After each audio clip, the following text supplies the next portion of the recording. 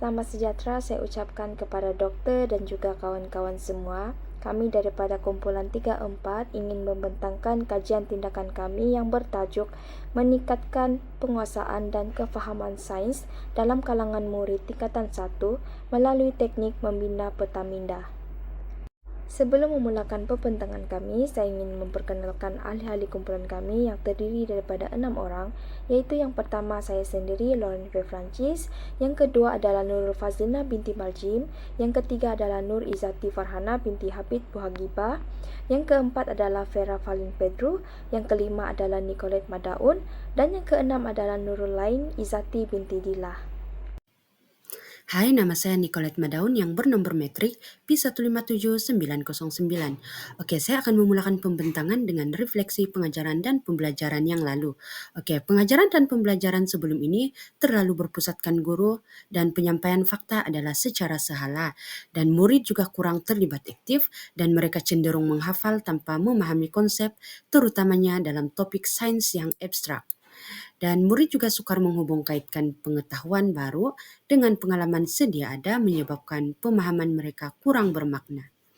Seterusnya, motivasi dan minat terhadap sains juga menurun karena kesukaran mengikut isi pelajaran.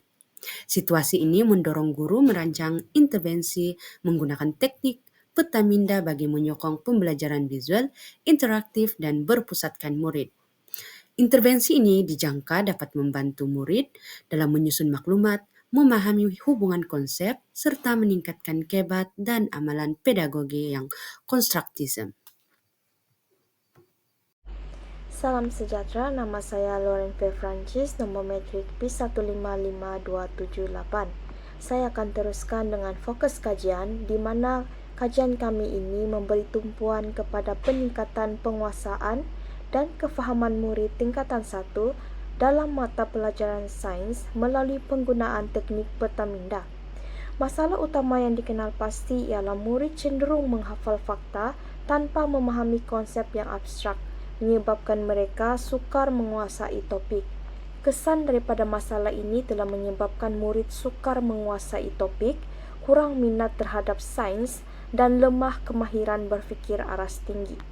Sehubungan dengan itu, penggunaan peta minda sebagai satu intervensi pengajaran berasaskan visual dan berpusatkan murid dilaksanakan bagi membantu murid menyusun maklumat, menghubungkan konsep, serta meningkatkan pemahaman mereka dan motivasi dalam pembelajaran sains. Objektif umum.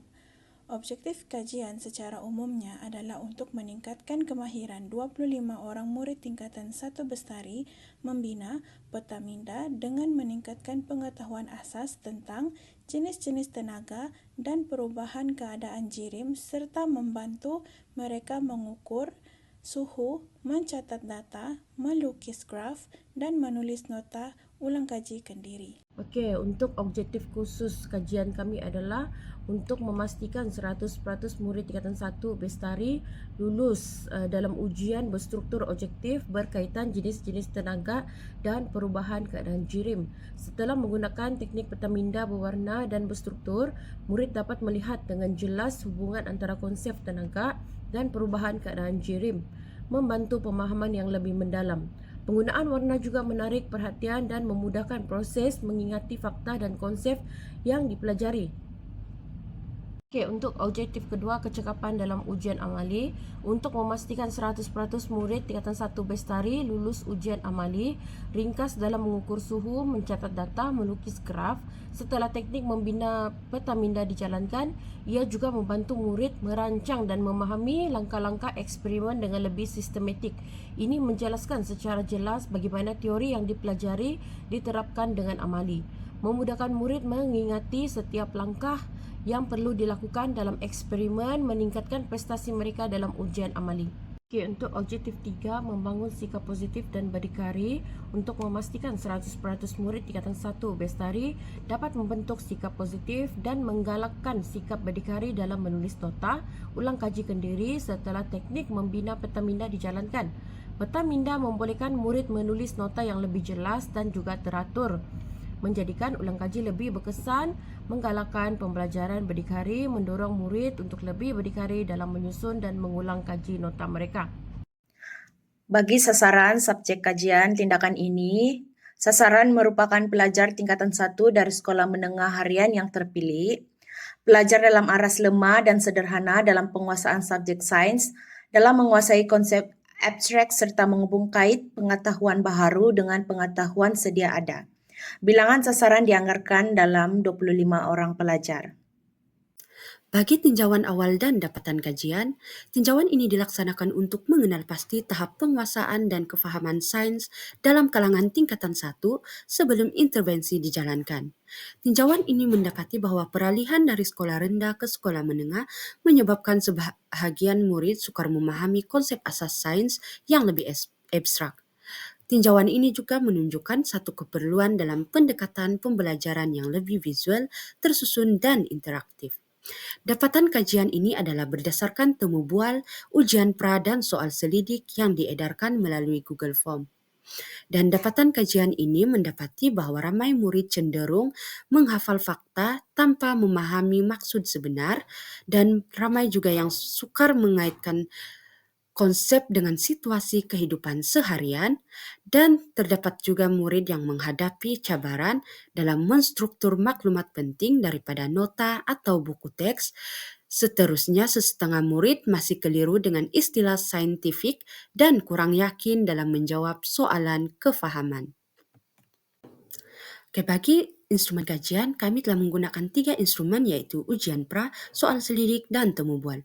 Untuk ujian pra, kami telah menjalankan ujian pra ke atas murid tingkatan 1 melalui Google Form untuk menilai kefahaman dan penguasaan murid terhadap konsep sains, khususnya dalam topik tenaga dan jerim, serta soalan-soalan amali, di mana soalan ini mengandungi 9 soalan objektif, 6 soalan adalah soalan kefahaman, dan 3 soalan adalah soalan amali. Untuk soal selidik telah diedarkan kepada murid tingkatan 1 melalui Google Form untuk menilai minat dan sikap murid terhadap sains, dan soal selidik ini merangkumi 3 bahagian, yaitu bahagian E adalah maklumat diri, bahagian B adalah soalan sikap dan minat, serta bahagian C adalah cadangan dan maklum balas mengenai pembelajaran sains.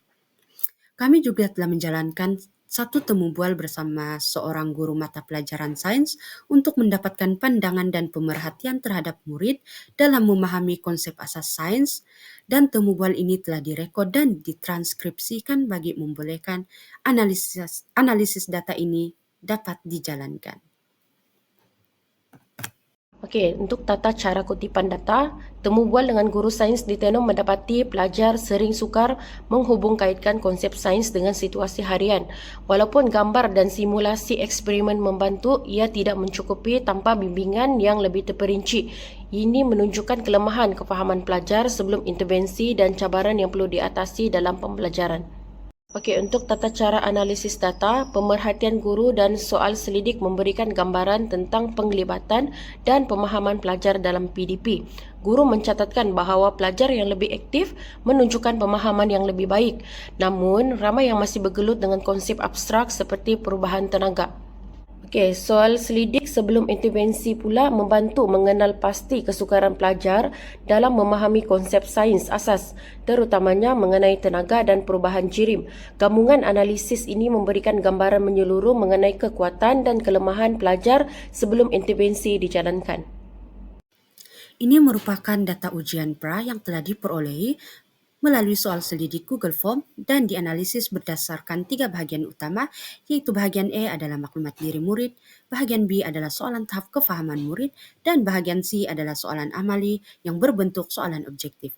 Ini merupakan dapatan kajian di mana hanya 16% murid berada pada tahap tinggi, yaitu pada tahap sangat baik adalah 12% dan pada tahap baik adalah 4%, manakala 32% murid berada pada tahap sederhana, yaitu kategori memuaskan. 48% murid pula berada pada tahap rendah, yaitu tahap kurang memuaskan dan lemah. Dapatan ini menunjukkan kebanyakan murid memperolehi markah antara 0 hingga 10 markah, menandakan tahap kefahaman konsep sains murid masih berada pada tahap sederhana dan rendah.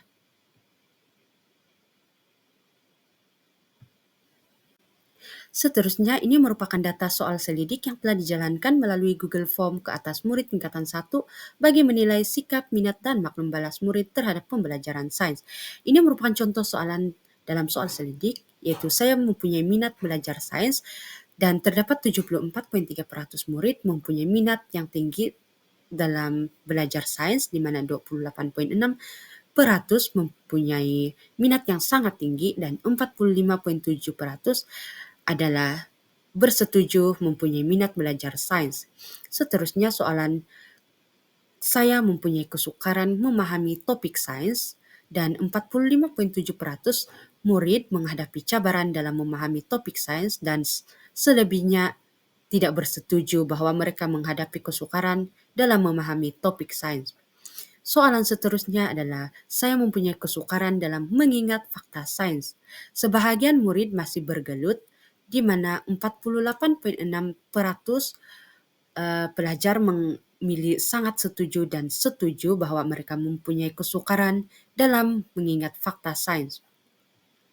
Seterusnya, soalan saya jarang menggunakan kaedah visual dalam sains.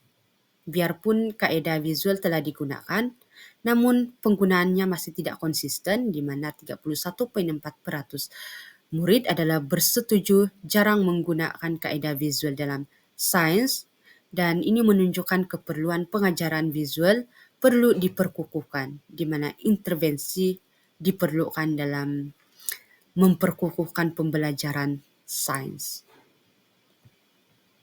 Okey, data analisis soal selidik dan temu bual dari aspek pemahaman konsep perubahan kimia.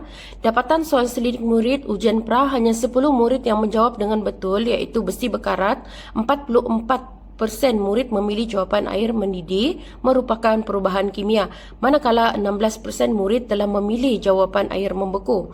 Untuk dapatan temu bual guru, guru menyatakan murid menghadapi kesukaran dalam memahami konsep perubahan kimia, terutamanya dalam mengenal pasti perubahan yang berlaku dalam kehidupan seharian. Dari aspek konsep tenaga haba, murid diberikan senario dan nyatakan satu sebab mengapa suhu air meningkat semasa dipanaskan.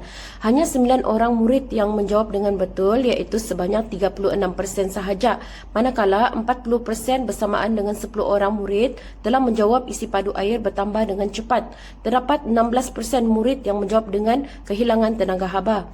Murid masih keliru dengan peranan tenaga haba.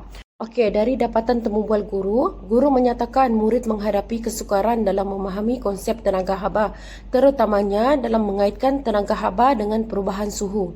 Okey, dari aspek suhu menyebabkan bacaan termometer meningkat dari 0 Celsius kepada 10 Celsius, hanya 28 murid menjawab dengan betul, manakala 7 orang murid telah menjawab suhu berubah secara rawak. 44% murid yang bersamaan dengan 11 orang telah memilih jawapan bahawa termometer bertindak balas terhadap tekanan udara.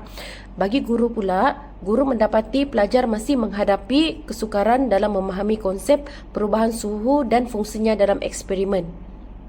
Okey, bagi penguasaan kemahiran asas sains, sebahagian murid masih menunjukkan kekeliruan yang ketara terhadap konsep asas sains, khususnya dalam memahami istilah saintifik dan menghubungkan dengan situasi harian.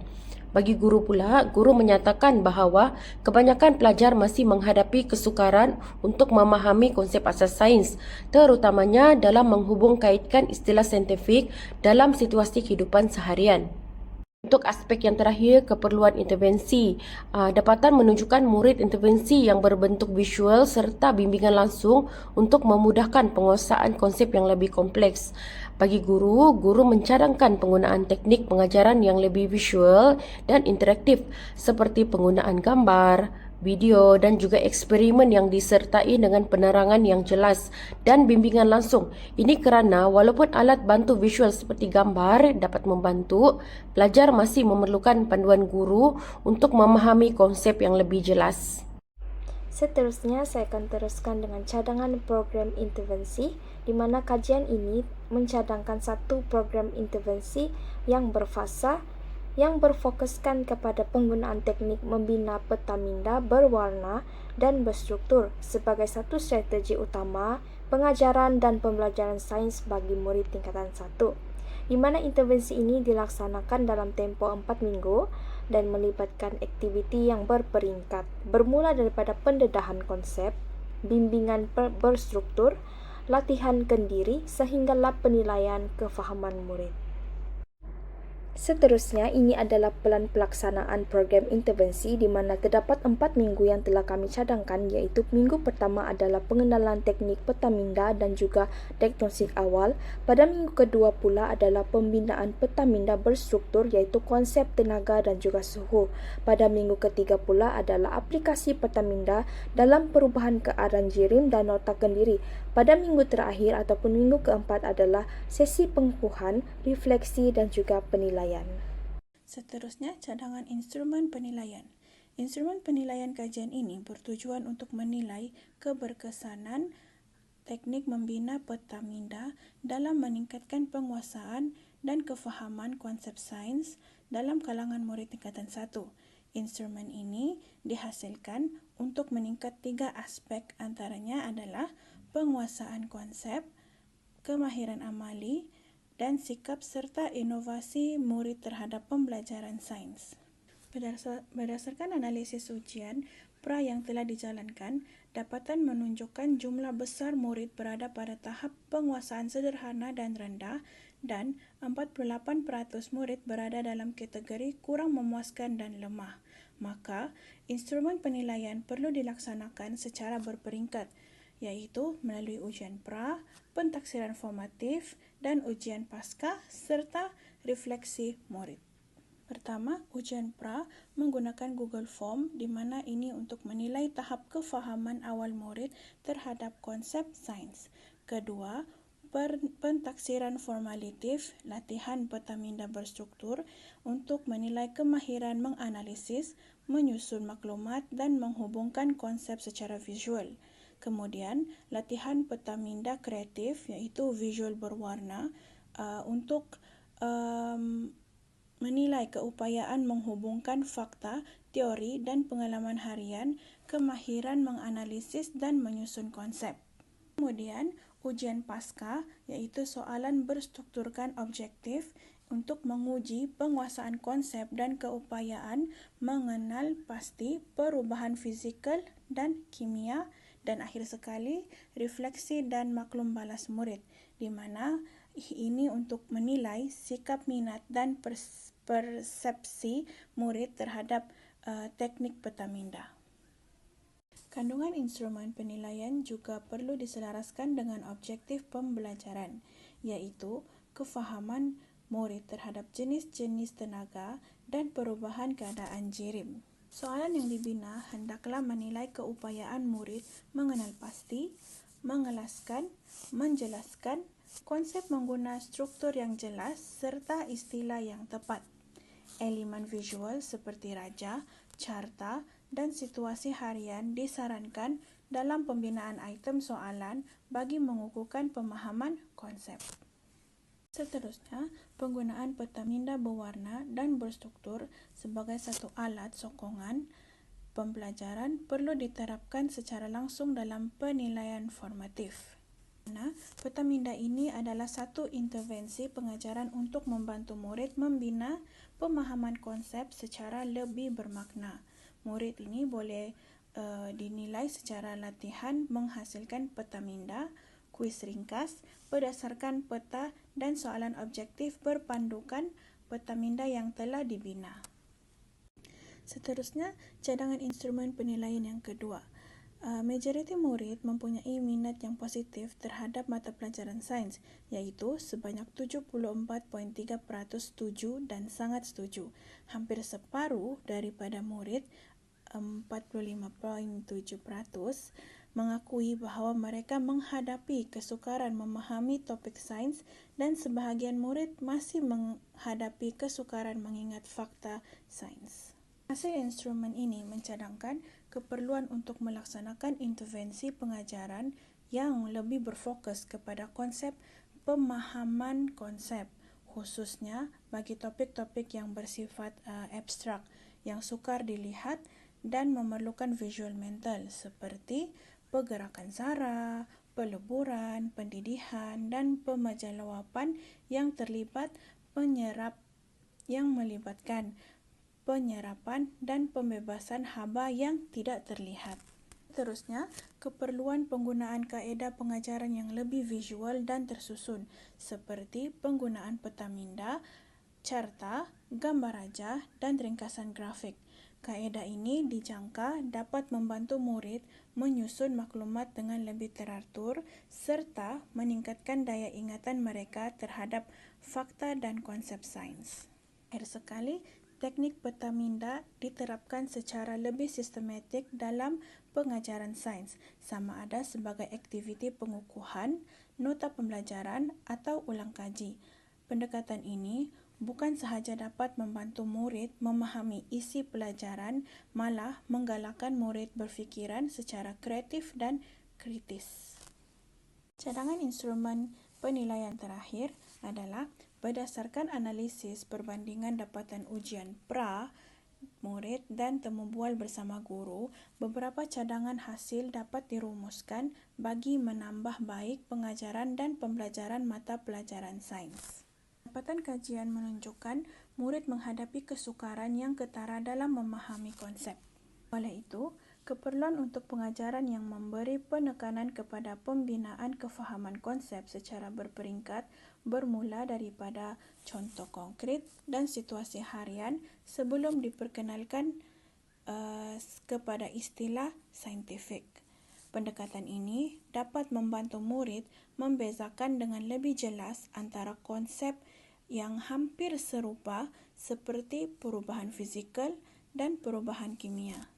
Kedua, kekeliruan murid dalam menjelaskan hubungan antara tenaga haba dan perubahan suhu serta fungsi termometer menunjukkan bahawa murid masih belum menguasai kemahiran membuat hubungan antara teori dan pemerhatian. Oleh itu, aktiviti praktikal dilaksanakan secara lebih berfokus dan disertai dengan penerangan serta perbincangan berpandu. Aktiviti eksperimen perlu diikuti dengan sesi refleksi agar murid dapat mengaitkan dapatan eksperimen dengan konsep sains yang dipelajari. Akhir sekali, kelemahan murid dalam menulis nota ulang kaji kendiri. Sebahagian besar murid lebih suka menyalin nota tanpa memahami kandungannya, dan ini menandakan bahawa tahap berdikari dalam pembelajaran kendiri masih rendah serta menunjukkan keperluan untuk memberi bimbingan dalam kemahiran mencatat nota. Oleh itu, murid tersebut harus dibimbing menggunakan kaedah penulisan nota yang lebih kreatif dan tersusun seperti peta minda, carta alir atau nota bergambar. Pendekatan ini bukan sahaja membantu murid memahami isi pembelajaran, malah dapat meningkatkan daya ingatan dan penguasaan konsep tersebut. Assalamualaikum, saya Nur Izzati Farhana P156595 akan membentangkan jadual pelaksanaan kajian. Bagi bulan September minggu yang ketiga, kami telah mengenal pasti masalah dan juga menetapkan sasaran. Pada minggu keempat, kami telah melakukan tinjauan awal. Seterusnya pada bulan Oktober pula, dari minggu pertama sehingga minggu yang keempat, kami telah mengedar borang soal sidik kepada pelajar tingkatan 1 di sekolah menengah harian. Pada minggu yang keempat, minggu yang terakhir pada bulan Oktober pula, kami telah melakukan sesi temu bual bersama seorang guru sekolah menengah di Tenom. Pada bulan November, minggu yang pertama, kami telah merancang intervensi yang akan dilakukan selama 4 minggu. Iaitu pada minggu yang pertama, kami telah merancang aktiviti yang pertama iaitu pengenalan teknik peta minda dan juga diagnostik awal. Pada minggu yang kedua, plan intervensinya ialah pembinaan peta minda berstruktur. Pada minggu yang ketiga, aplikasi peta minda dalam perubahan keadaan jirim dan nota kendiri. Pada minggu yang keempat, kami akan melakukan aktiviti pengukuhan, refleksi dan juga penilaian. Pada bulan Disember pula, minggu yang pertama, kami telah melaksanakan cadangan penilaian yang akan dilakukan iaitu berdasarkan kepada 3 objektif iaitu ujian pra, borang soal sidik dan juga sesi temu bual bersama guru. Seterusnya, bagi laporan akhir, ia mengambil masa dari minggu yang kedua sehingga minggu ketiga bulan Disember. Akhir sekali ialah pembentangan yang akan dilakukan pada minggu yang ketiga bulan Disember. Itu saja dari saya. Sekian, terima kasih. Untuk anggaran perbelanjaan bagi kajian tindakan ini adalah sebanyak Rm269, di mana komponen perbelanjaan tersebut termasuk bahan PDP dan intervensi seperti kertas A3, A4, pen warna dan sticky note, peralatan sokongan seperti dakwat, pencetak, fail murid dan alat tulis, serta galakan pembelajaran hadiah motivasi murid. Kami juga menggunakan platform digital seperti Google Meet dan Google Form, namun tiada kos kewangan digunakan untuk penggunaan digital ini. Secara kesimpulannya, kajian tindakan ini menekankan usaha meningkatkan penguasaan dan kefahaman konsep sains murid tingkatan 1 melalui penggunaan teknik Pertamina berwarna dan berstruktur. Dapatan tinjauan awal menunjukkan murid masih lemah dalam memahami konsep abstrak serta cenderung menghafal tanpa kefahaman. Penggunaan Pertamina membantu murid menyusun maklumat, menghubungkan konsep, dan meningkatkan kefahaman secara visual dan sistematik. Intervensi ini juga berpotensi meningkatkan minat, sikap positif, dan pembelajaran kendiri murid. Secara keseluruhannya, teknik Pertamina merupakan satu pendekatan pengajarannya berkesan dan sesuai diaplikasikan dalam PDP Sains bagi menyokong pembelajaran bermakna dan kemahiran berfikir aras tinggi.